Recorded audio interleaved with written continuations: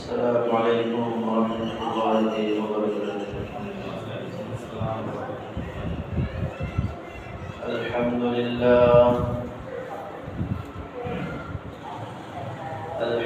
لله نحمده ونستعينه ونستغفره ونؤمن به ونتوكل عليه ونعوذ بالله من شرور أنفسنا ومن سيئات أعمالنا. من يهد الله فلا مضل له ومن يضلله فلا هادي له. ونشهد أن لا إله إلا الله وحده لا شريك له. ونشهد أن سيدنا وسندنا وحبيبنا ومولانا محمد الذي أرسله بالحق بشيرا ونذيرا وداعيا إلى الله بإذنه وسراجا منيرا. أما بعد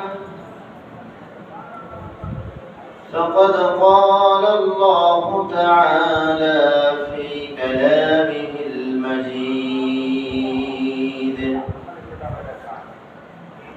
وفرقانه الحميد: ولقد خلقنا الإنسان من سلالة من طين ثم جعلناه نطفة في قرار مكين ثم خلقنا النطفة علقة فخلقنا العلقة مضغة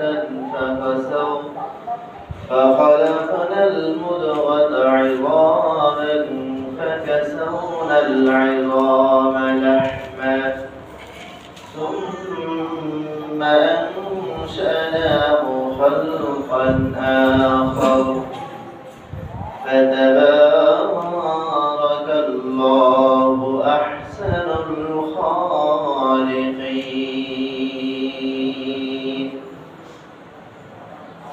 ثم إنكم بعد ذلك لميتون.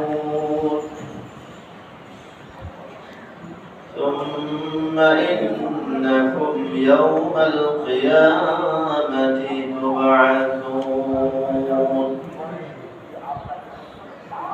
ولقد خلقنا فوقكم 7 طرائق وما كنا عن الخلق غافلين.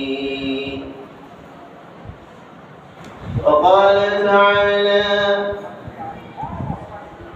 وما خلقت الجن والإنس إلا ليعبدون. وقال تعالى: لتجدن أشد الناس عداوة للذين آمنوا اليهود ولتجدن أقربهم مودة للذين آمنوا قالوا إنا نصارى ذلك بأن منهم قسيسين ورهبانا وأنهم لا يستكبرون. وقال رسول الله صلى الله عليه وسلم: أحب البلاد إلى الله مساجدها وأبغض البلاد البلاد إلى الله أسواقها أو كما قال عليه الصلاة والتسليم إن الله وملائكته يصلون على النبي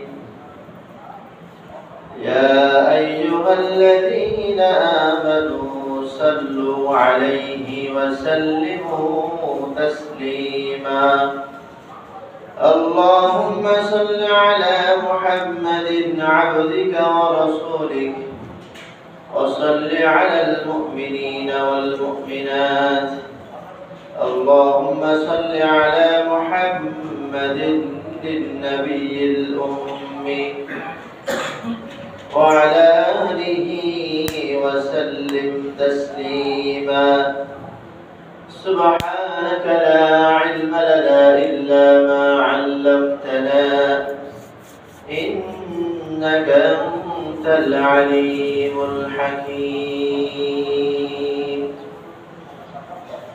الحمد لله আল্লাহ তাআলার বহুত বড় মেহেরবানি যে আল্লাহ তাআলা আমাদেরকে পবিত্র জুমার দিন জামাতুল আউয়াল এর প্রায় শেষ প্রান্তের দিকে শেষ জুমায় আল্লাহ সুবহানাহু ওয়া তাআলা আমাদেরকে জুমার নামাজ পড়ার জন্য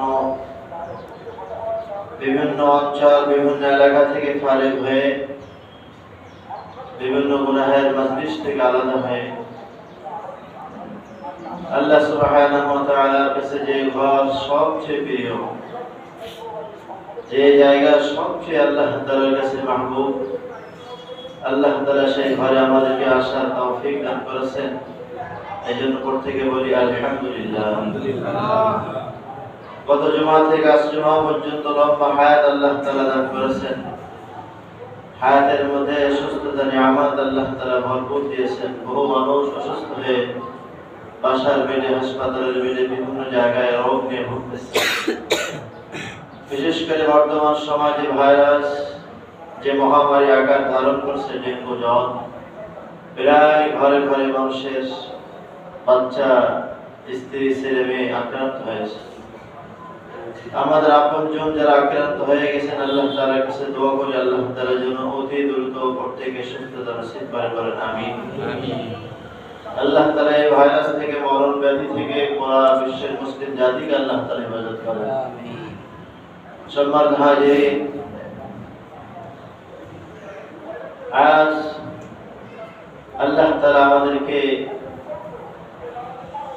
সীমিত একটা সময়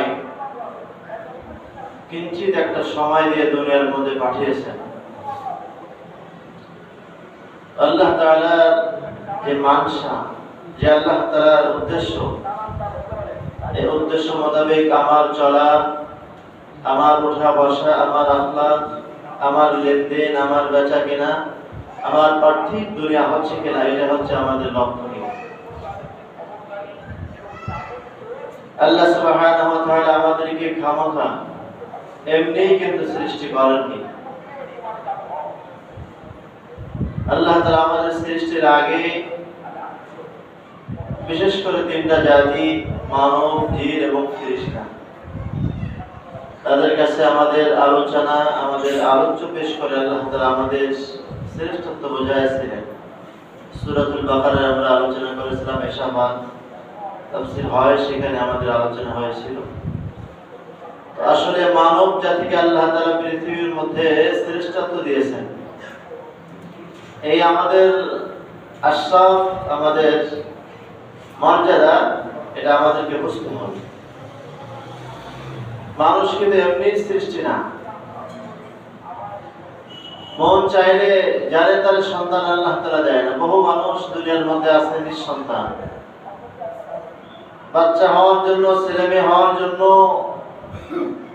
একটা বাচ্চা নেওয়ার জন্য লক্ষ লক্ষ টাকা খরচ করে তারা ডাক্তারকে দিচ্ছে কবিরাজকে দিচ্ছে একটা সন্তান যাতে ভূমিষ্ঠ হয় আমার ঘরে একটা সন্তান যেন আলোকিত হয় আমার বেডে বাড়িতে যেন বসবাস করতে পারে এই জন্য মানুষ লক্ষ লক্ষ টাকা খরচ করে আমি আপনি কিন্তু আল্লাহ তাআলাকে একটা পয়সা দেই। আল্লাহ তাআলা এমনি আমাকে বিশেষ কুদরতে সৃষ্টি করেছেন। আল্লাহ তাআলা বলেন, আমি গোটা কায়নাতকে 6 দিনে আঞ্জাম দিয়েছি।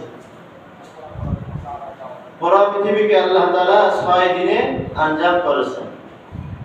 হুকুমে আল্লাহ তাআলা আদেশ করেছেন, সেটা সৃষ্টি হয়েছে। আল্লাহ তাআলা বলেন, মানুষ আমি তোমাকে নিজ হাতে কুদরতি হাতে আমার পছন্দ মতো তোমাকে সৃষ্টি করেছি। আমি আপনি একটা গোলাম ক্রয় করলে, একটা মানুষ ক্রয় করলে, একটা মানুষকে আমি যদি চাকরি দেই বা আমার কোম্পানিতে, আমার দোকানে, আমার গোডাউনে চাকরি করলে, সে আমার গোলাম, আমি তাকে ক্রয় করেছি। সে তখন আমার কথা মতো চলে, আমার নির্দেশ মোতাবেক চলে, না চললে তার বেতন বন্ধ হয়। তো আল্লাহ তাআলা তো আমাকে ক্রয় করেন, আল্লাহ তাআলা আমাকে নিজ কুদরতে নিজ হাতে সৃষ্টি করেছেন। এজন্য সে আল্লাহ তাআলাকে রব হিসাবে মেনে আমি রূহ জগতে আল্লাহ তাআলাকে রব বলে স্বীকার করে আসছি, কিন্তু দুনিয়ায় এসে দুনিয়ার নাজ নিয়ামতের পার্থিব লালসায় সে রবের কথা কিন্তু ভুলে গেছে। আল্লাহ তাআলা সূরাতুল মুমিনুনের মধ্যে বলেন, ওয়ালাকাদ খালাকনাল ইনসানা মিন সুলালাতিন মিন তিন। আল্লাহ তাআলা মানুষকে মাটির নির্যাস থেকে, বিশেষ করে 7টি পদার্থ দ্বারা মানুষ সৃষ্টি হয়েছে। 7টি পদার্থ দ্বারা, 7 প্রকার নির্যাস দ্বারা আল্লাহ তাআলা মানুষ সৃষ্টি করেছেন। প্রথম নির্যাস হচ্ছে মাটির নির্যাস, মাটির সারাংশ। আদম আলাইহিস সালামকে আল্লাহ তাআলা মাটি দ্বারা সৃষ্টি করেছিলেন, আমাদের জানা কথা। আল্লাহ তাআলা বহু জায়গার মাটি সংরক্ষণ করে এক জায়গায় রেখে 40 দিন পর্যন্ত বৃষ্টি দিয়েছিলেন। এরপরে খামেরা হয়ে গেল, 40 দিন পর্যন্ত মাটিকে আল্লাহ তাআলা শুকালেন। এরপরে আল্লাহ তাআলা ফেরেশতাদের মাধ্যমে যেভাবে আল্লাহ তাআলা চেয়েছিলেন সেভাবে আদমের বডি তৈরি করা হয়েছিল। 60 হাত লম্বা, 7 হাত আড়ে। এই আদম আলাইহিস সালাম যেহেতু মাটি থেকে, সেভাবে আস্তে আস্তে আমাদের নির্যাস, আমাদেরও আল্লাহ তাআলা মাটি দ্বারা সৃষ্টি করেছেন। আল্লাহ তাআলা বলেন, ওয়ালাকাদ খালাকনাল ইনসানা মিন সুলালাতিন মিন তিন। অর্থ হচ্ছে আল্লাহ তাআলা মানুষ সৃষ্টি করেছেন মাটির নির্যাস থেকে, মাটির সারাংশ থেকে। দ্বিতীয় নাম্বার হচ্ছে বীর্য থেকে। নারী পুরুষ যখন মিলিত হয়, বহু নাপাক পানি বের হয়, সেখান থেকে আল্লাহ তাআলা এক ফোঁটা নাপাক পানিকে সংরক্ষণ করেছেন। সংরক্ষণ করে সেখান থেকে আপনাকে আমাকে সৃষ্টি করার আল্লাহ তাআলা মনস্থ করেছেন। ওটাকে আল্লাহ তাআলা জমাট রক্ত করেছেন। 3 নাম্বার। 4 নাম্বার, সেটাকে মাংসপিণ্ড করেছেন। 5 নাম্বার, অস্থির হাড্ডি পিঞ্জর আল্লাহ তাআলা সেখানে অবয়বে সুন্দরভাবে পিঞ্জর আকারে সৃষ্টি করেছেন।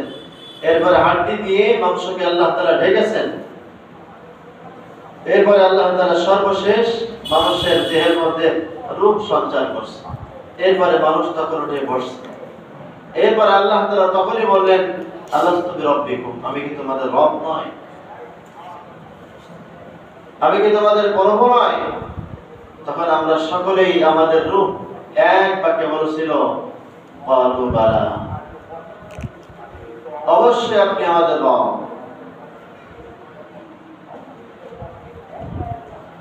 তো রব স্বীকার করে দুনিয়ায় এসে আমি আপনি কিন্তু ভুলে গেছি। রবের দেখানোর মতো কাজ আমার দ্বারা হচ্ছে না। মন চাহে জিন্দেগি চলতেছে। আল্লাহ তাআলা সূরা নূর আয়াত নাম্বার 37 সেখানে বলেন, رجال لا تلهيهم تجارة ولا بيع عن ذكر الله وإقام الصلاة وإيتاء الزكاة يخافون يوما تتقلب فيه القلوب والأبصار এদের মধ্যে আল্লাহ তাআলা চার প্রকার গুণ যার মধ্যে থাকবে সেই হলো মানুষ। এক নম্বর হলো যাদের ব্যবসা বাণিজ্য, যাদের পার্থিব দুনিয়ার যত প্রকার উপার্জন আছে এই উপার্জন থেকে যদি আল্লাহ তাআলাকে গাফিল না করে,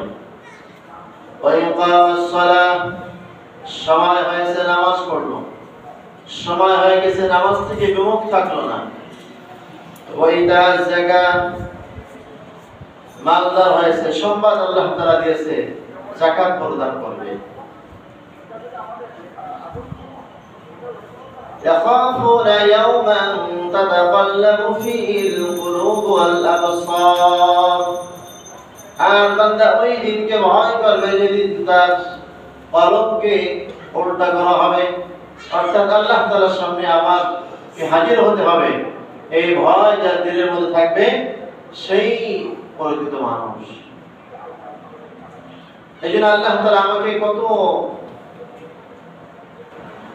মুজাহাদা অর্থাৎ কত ভাবে সুন্দর ভাবে আল্লাহ তাআলা আমাকে পৃথিবীতে বিচারণ করার মতো ক্ষমতা, চলার মতো ক্ষমতা আল্লাহ তাআলা দিলেন। সেই মুনিবকে, সেই রবকে আমরা কিন্তু ভুলে গেছি। সব মানুষকে আল্লাহ তাআলা বানিয়েছেন এই 7 পদার্থ দ্বারা, এর বাইরে কোনো মানুষ নাই। এক নম্বর হলো وَلَقَدْ خَلَقْنَا الْإِنسَانَ مِنْ سُلَالَةٍ مِنْ طِينٍ আল্লাহ তাআলা মানুষকে মাটির সারাংশ দ্বারা সৃষ্টি করেছেন। আমি আপনি কিন্তু আমার হায়াতের মধ্যে 5টা মিনিট কোনোদিন ভাবিনি যে আমাকে আল্লাহ তাআলা কিভাবে বানাবেন, কেনই বা আমাকে আল্লাহ তাআলা পাঠিয়েছেন দুনিয়ার মধ্যে। পৃথিবীতে আমি তো মন চাইলে তো আসা যায় না, তাহলে তো সকলেই সন্তানের পিতা হতো, মা হতো, সকলের ঘরে সন্তান এসে যেত। এটা আমার আপনার কোনোদিন চিন্তা ভাবনা হয়নি। এর যে আল্লাহ তাআলা বলেন বান্দা ভাবো, চিন্তা করো।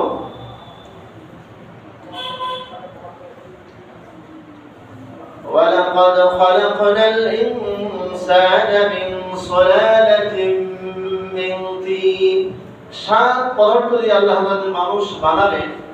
এরপরে আল্লাহ তাআলা অন্য জায়গায় বলেন وَمَا خَلَقْتُ الْجِنَّ وَالْإِنسَ إِلَّا لِيَعْبُدُونِ মানব এবং জিনকে আল্লাহ তাআলা কেবলমাত্র ইবাদতের জন্য বানিয়েছেন। আমি আপনি 5টা মিনিট 2টা মিনিট কিন্তু কোনোদিন চিন্তা ভাবনা করেনি যে আল্লাহ তাআলা আমাকে কিভাবে, আমার তো কোনো অস্তিত্ব ছিল না, উল্লেখযোগ্য বস্তু আমি ছিলাম না, আমাকে আল্লাহ তাআলা সুন্দর একটা দেহ, সুন্দর একটা অভাব কাঠামো দিয়ে সৃষ্টি করেছেন। আমি তো কোনোদিন চিন্তা ভাবনা করলাম না। আল্লাহ তাআলা 1 থেকে 7 সপ্তাহ পর্যন্ত আমার যে স্বামী স্ত্রী যখন মিলন হয়েছে, নাপাক থেকে আল্লাহ তাআলা এক নাপাক রক্তকে ডিম্বাণু আকারে আল্লাহ তাআলা সেখানে সংরক্ষণ করেছেন। 4th সপ্তাহে আল্লাহ তাআলা সেই ডিম্বাণুর ভিতরে এবং বাহিরে পুষ্টি দান করেছেন, যাতে করে যেন সেটা শক্ত হয়ে মজবুত হয়ে থাকতে পারে। 7 থেকে 8 সপ্তাহ পর্যন্ত আল্লাহ তাআলা তখন ওখানে মাথার একটা আকৃতি, হাত পায়ের একটা আকৃতি ভাবে আল্লাহ তাআলা গঠন করেছেন। 9 থেকে 11 সপ্তাহ পর্যন্ত হাত, মুখ, পা এভাবে আল্লাহ তাআলা আস্তে আস্তে করে আকৃতি দান করে আস্তে আস্তে বড় করেছেন। এইভাবে আল্লাহ তাআলা ধীরে ধীরে আমাকে আপনাকে মায়ের পেটে বড় করেছেন। 12 থেকে 14 সপ্তাহ পর্যন্ত পা এবং মাথা এটা আস্তে আস্তে বেড়েছে, বড় হয়েছে, আঙ্গুলগুলো গজাইছে, চোখগুলো তখন আস্তে আস্তে দেখা গেছে, অনুভব করা গেছে। 15 থেকে 17 সপ্তাহ পর্যন্ত আল্লাহ তাআলা হাত এবং মাথার চুল আল্লাহ তাআলা গজাইছেন। এরপর আল্লাহ তাআলা শিখেন আমাকে আপনাকে একটা প্যাকেট মতো করে। প্যাকেট না হলে মা অনেক সময় দৌড়াবে, অনেক সময় ঘুমায় পড়বে, কাজ হবে, জিদ হবে, দৌড়ালে বাচ্চার কষ্ট হবে, বাচ্চা নাড়াতে লাগবে। এই জন্য আল্লাহ তাআলা প্যাকেটের মধ্যে আমাকে আপনাকে সংরক্ষণ করে আল্লাহ তাআলা রাখছে। আল্লাহ তাআলা অন্য জায়গায় বলেন কাইফা তাকফুরুনা বিল্লাহি ওয়া কুনতুম আমওয়াতা ফাআহইয়াকুম সুম্মা ইউমীতুকুম।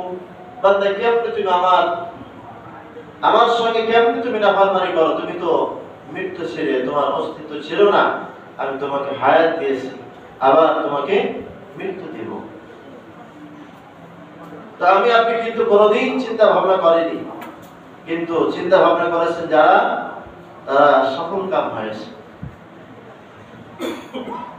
তাদের জীবনের মোড় ধরে গেছে। আশরাফ আলী থানভী রাহমাতুল্লাহ আলাইহি তার কিতাবের মধ্যে একটা ছোট্ট কথা লিখছেন। 1943 সালের আগের ঘটনা। এক জমিদার ছিল, বহু সম্পদের মালিক, বহু টাকা পয়সার মালিক।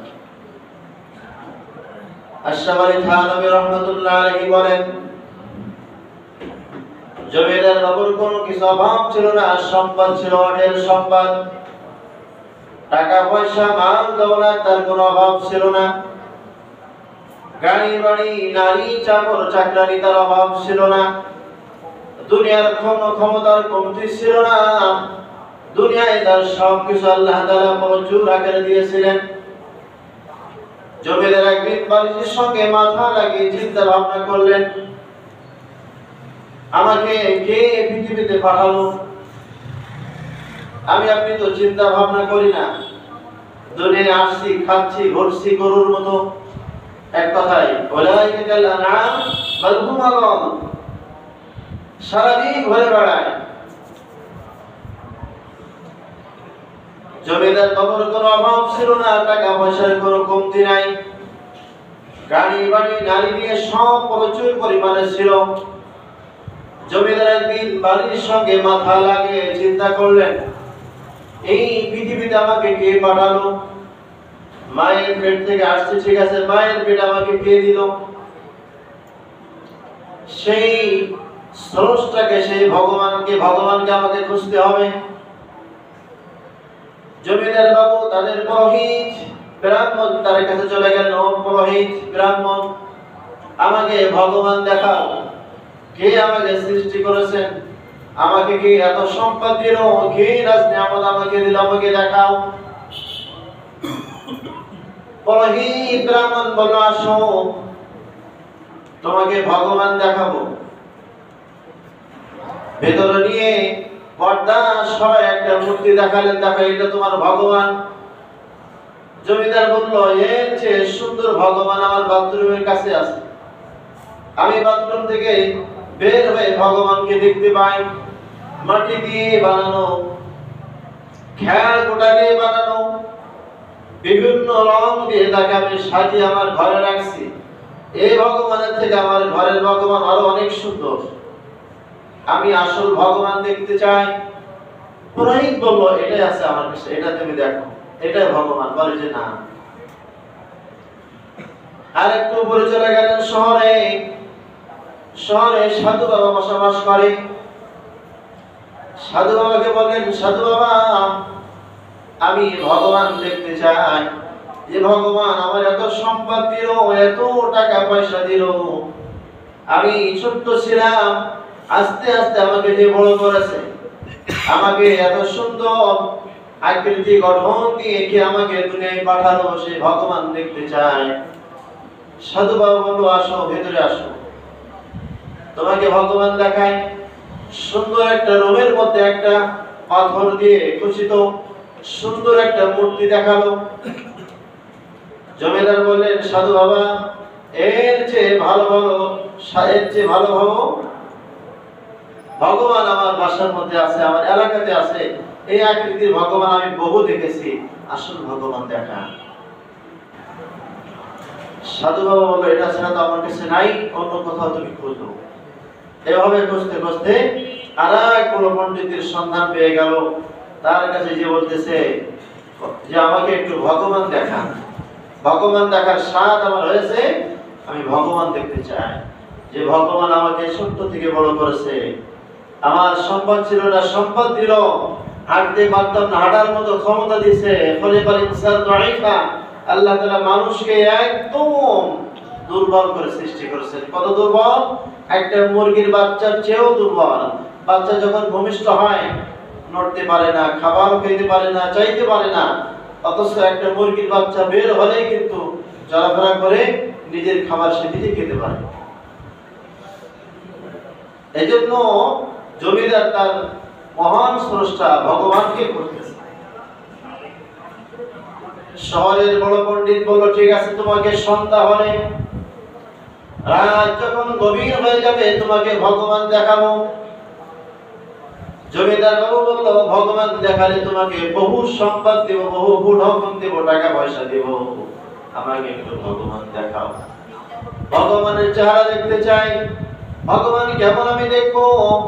এত সুন্দর করে আমাকে যিনি সাজালেন, আমার সম্পদ দিলেন, মাল দিলেন, গাড়ি দিলেন, বাড়ি দিলেন, আমাকে অস্তিত্ব দুনিয়ার মধ্যে দিলেন, ক্ষমতা দিলেন, সেই ভগবানকে তো আমি অবশ্যই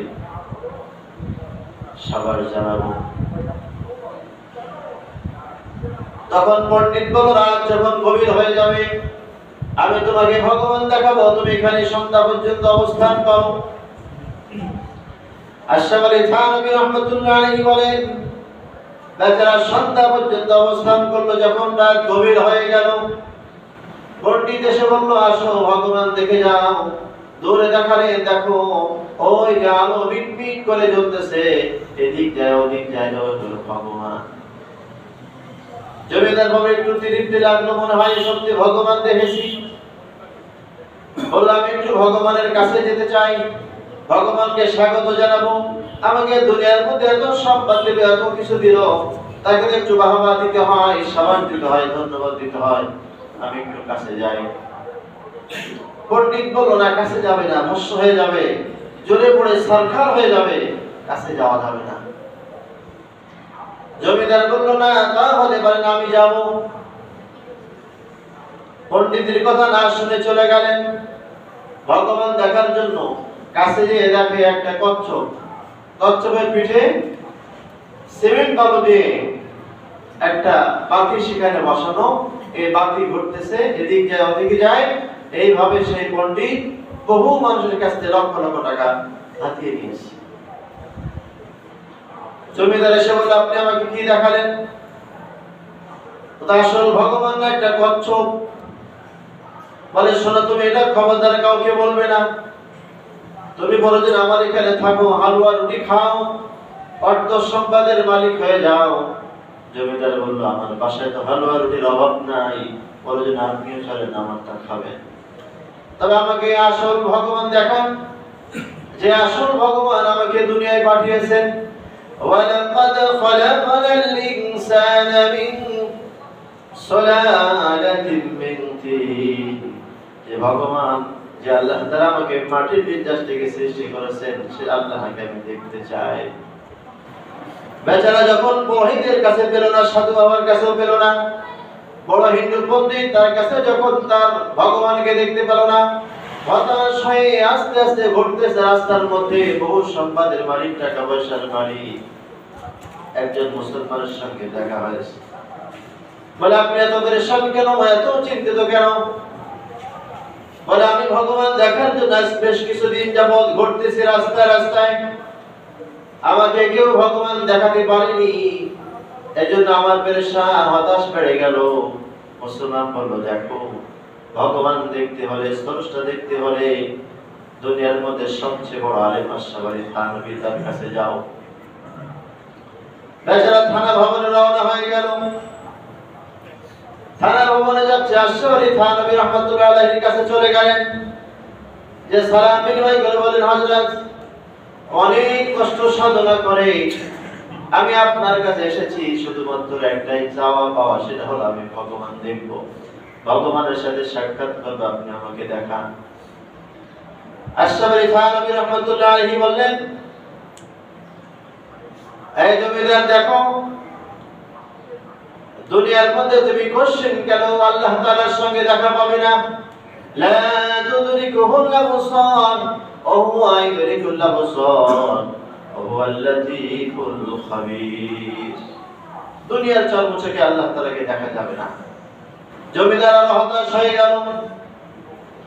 আশরাফ আলী থানভী রাহমাতুল্লাহ আলাইহি বলেন, আমাকে যদি ভগবানের সন্তান দেন, ভগবান দেখান, আমি মুসলমান হয়ে যাব। আশরাফ আলী থানভী রাহমাতুল্লাহ আলাইহি বলেন, দেখো তুমি মুসলমান হলে আমার বিন্দুমাত্র লাভ হবে না। তুমি যদি মুসলমান হয়ে যাও আমার কোনো লাভ নাই। তবে হ্যাঁ শোনো, যদি তুমি মুসলমান হয়ে যাও এবং মুসলমান হয়ে যদি তুমি ইন্তেকাল করতে পারো, তাহলে তোমার লাভ, পরকালে তুমি জাহান্নামের অগ্নি থেকে বেঁচে যাবে। আর যখন জাহান্নামের অগ্নি থেকে তুমি বেঁচে জান্নাতে প্রবেশ করবে, তখন তোমার সেই ভগবান বলতেছো স্রষ্টাকে তখন সচক্ষে তুমি দেখবে। এই জন্য দুনিয়ার চর্মচোখে আল্লাহ তাআলাকে দেখা যায় না, প্রভুকে দেখতে হলে জান্নাতে যাওয়া লাগবে। জমিদার তখন বলল, এতদিন পর্যন্ত আমাকে মানুষ প্রতারণা করে লক্ষ লক্ষ টাকা আমার কাছ থেকে হাতিয়ে নিয়েছে। আশরাফ আলী থানভী রাহমাতুল্লাহ আলাইহি, আমি আপনার হাতে হাত দিয়ে মুসলমান হতে চাচ্ছি, আমাকে মুসলমান বানিয়ে দেন। সম্মানিত হাজিরিন, বলার উদ্দেশ্য এতটুকু যে আল্লাহ তাআলা আমাকে আপনাকে নিজ কুদরতে মায়ের পেটে 9 মাস 10 মাস 11 মাস পর্যন্ত সংরক্ষণ করে, কোনো হাওয়া বাতাস নাই, বাচ্চা পেটের মধ্যে কোনো সর্দি কাশি নাই, মা অসুস্থ হয় বাচ্চা অসুস্থ হয় না, এভাবে নিজ কুদরতে আল্লাহ তাআলা মায়ের পেটে আপনাকে আমাকে সংরক্ষণ করে সৃষ্টি করেছেন। এই জন্য এই সৃষ্টি যদি আপনি 5টা মিনিট আল্লাহ তাআলার জন্য সময় দিয়ে দিই, আল্লাহ তাআলা আমাকে পাঠালেন কেন, তার উদ্দেশ্য কি ছিল, সে উদ্দেশ্য মোতাবেক আমার চলা হচ্ছে কিনা, আমার সেই পথে হাঁটা হচ্ছে কিনা, যে রাস্তায় আমাকে চলতে বলেছেন সে রাস্তায় আমি চলছি কিনা। ওয়া খালাকুল জিন্না ওয়াল ইনসা ইল্লা লিয়াবুদুন। আল্লাহ তাআলা তো আমাকে বানালেন তার ইবাদত বندگی করার জন্য। কতদিন পর্যন্ত ইবাদত করব? হাত্তা ইয়াতিয়াকাল ইয়াকিন ফা'বুদ রাব্বাকা হাত্তা ইয়াতিয়াকাল ইয়াকিন। আল্লাহ তাআলা বলেন, বান্দা ইবাদত করো তোমার মওত আসা পর্যন্ত, মওত পর্যন্ত। দুনিয়ার চাকরির একটা মেয়াদ আছে, 60 বছর হলে আর চাকরি নাই, 50 বছর হয়ে গেলে আর চাকরি করা লাগবে না, বাস অফিস টাইম শেষ, এখন বসে বসে টাকা খাবে। আল্লাহ তাআলা বলেন, বান্দা দুনিয়ায় তোমাকে আমি 60 থেকে 70 বছর 80 বছর 100 বছর হায়াত দিয়ে দিলাম। এই কিঞ্চিত হায়াত যদি তুমি আমার দেখার মোতাবেক, আমার থিওরি মোতাবেক যদি তুমি চলো, তাহলে পরকালে তুমি নাজ নিয়ামত সব অঢেল সম্পদ সীমাহীন সময় তুমি ভোগ করবে। এজন্য আল্লাহ তাআলা আমাকে আপনাকে কিন্তু বড় আদর করে, আফাসিবতুম আন্নামা খালাকনাকুম আবাসা, আল্লাহ তাআলা বলেন, বান্দা আমি তোমাকে খামাখা নিরর্থক কিন্তু সৃষ্টি করে নাই, একটা উদ্দেশ্য নিয়ে তোমাকে দুনিয়ায় পাঠিয়েছি, উদ্দেশ্য মোতাবেক তুমি চলবে, তাহলে সফল কাম হয়ে যাবে। সম্মানিত হাজিরিন, দুনিয়ার মধ্যে আল্লাহ তাআলা কত জাতিকে সৃষ্টি করেছেন, সব জাতির মধ্যে আল্লাহ তাআলা মুসলমান জাতি হলো শ্রেষ্ঠ। লা তাজিদান্না শাদ্দান নাস আদাওয়াতান লিল্লাযীনা আমানু ইয়াহুদ ওয়া লা তাজিদান্না আকরাবাহুম মাওয়াদ্দাতান লিল্লাযীনা আমানু ক্বালু ইন্না নাসারা।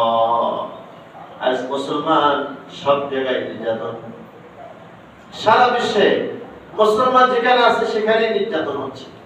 মুসলমানকে সরল পেয়ে, মুসলমানকে সব জায়গায় এলাকার মুসলমান নির্যাতিত, ফিলিস্তিনে সব জায়গার মধ্যে।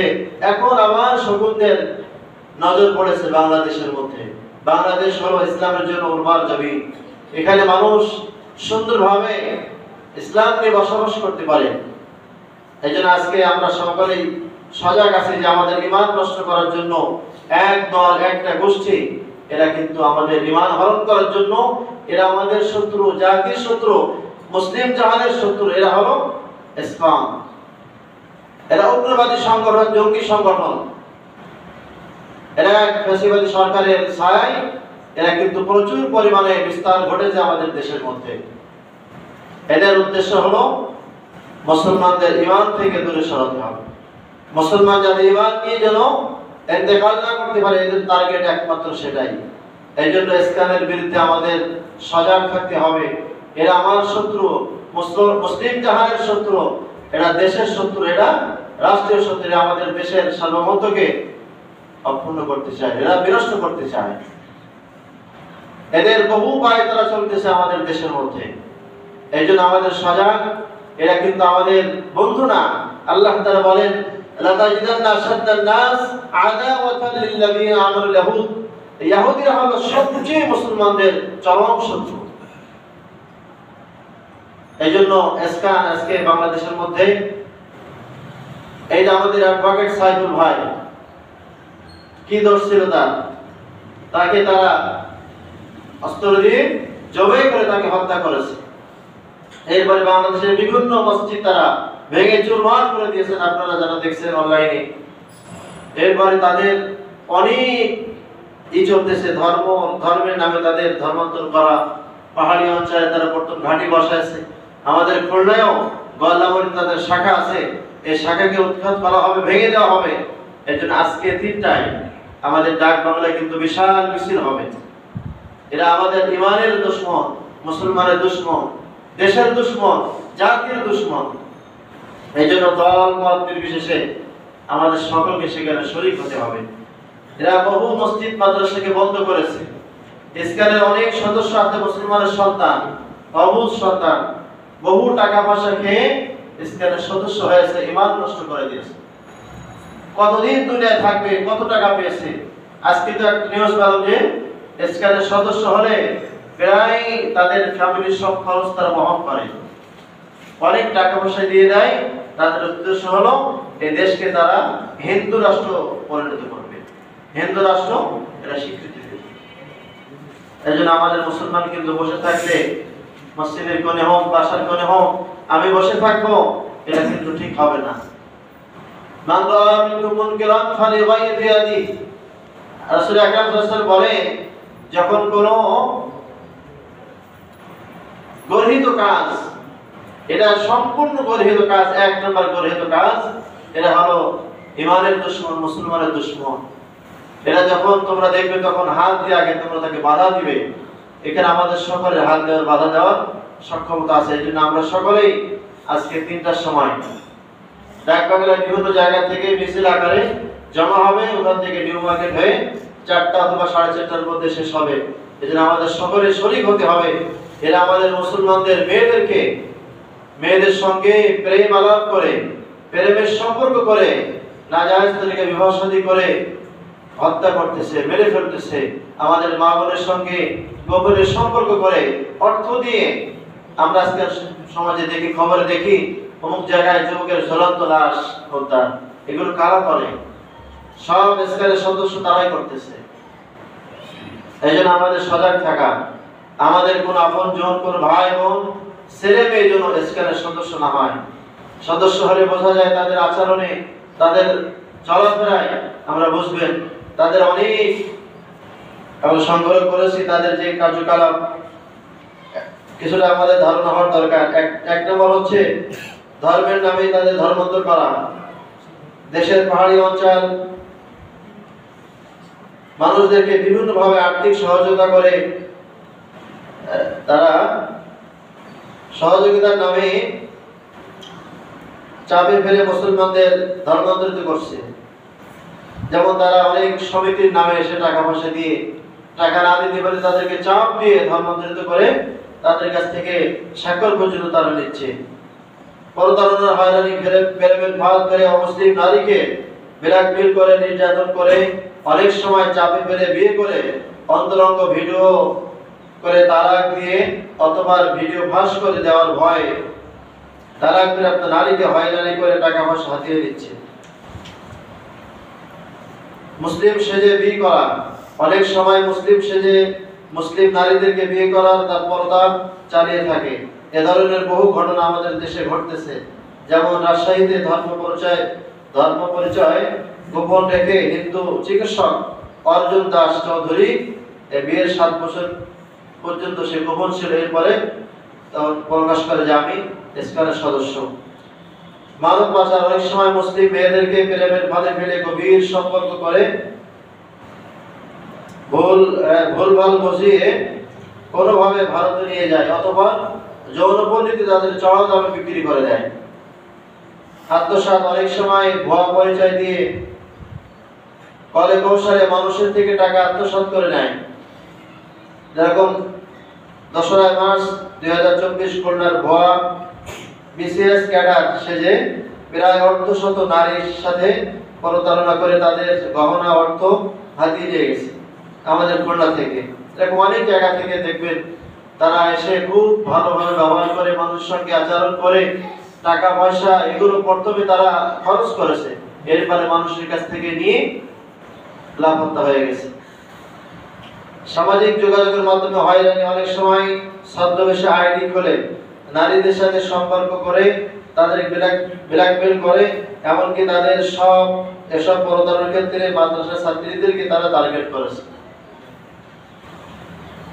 এই জন্য এভাবে আমাদের তারা এই দেশ, অনেক দেশ থেকে স্ক্যাম নিষিদ্ধ হয়ে গেছে।